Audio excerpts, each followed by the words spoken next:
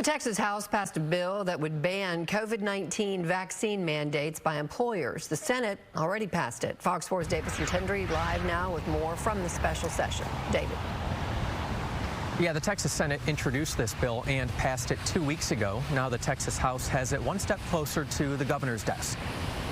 This body is about to pass the nation's strongest COVID-19 vaccine mandate ban. Texas is one step closer to banning private employers from adopting or enforcing COVID-19 vaccine mandates. The CDC says COVID-19 vaccines work well to prevent severe illness, but the vaccines do not stop the spread of the virus, as medical experts initially hoped.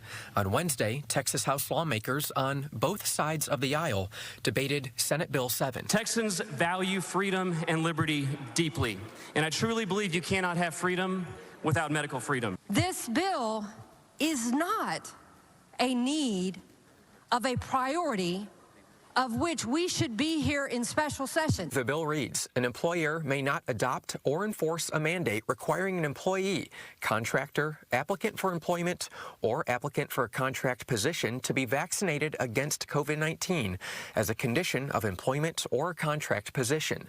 Initially, the bill included a $10,000 fine for companies in violation. An amendment was added to increase a penalty to $50,000. The bill has an exemption, however, to allow healthcare facilities, providers, and physicians to require PPE, such as masks, for the unvaccinated.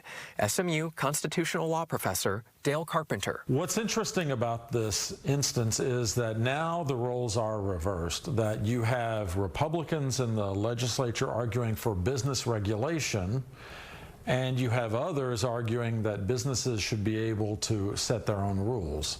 So we see the roles reversed, and it kind of depends on whose ox is gored. Carpenter says if the bill becomes law, lawsuits from businesses will likely be unsuccessful. As long as a law is even rational, as long as it's arguable, it's permissible. Have all members voted?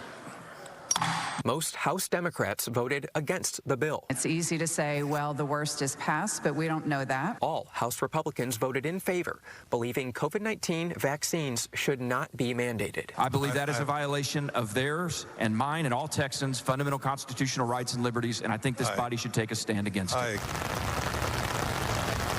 Now, before the bill does go to Governor Greg Abbott's desk, the Texas Senate has to approve changes made by the House.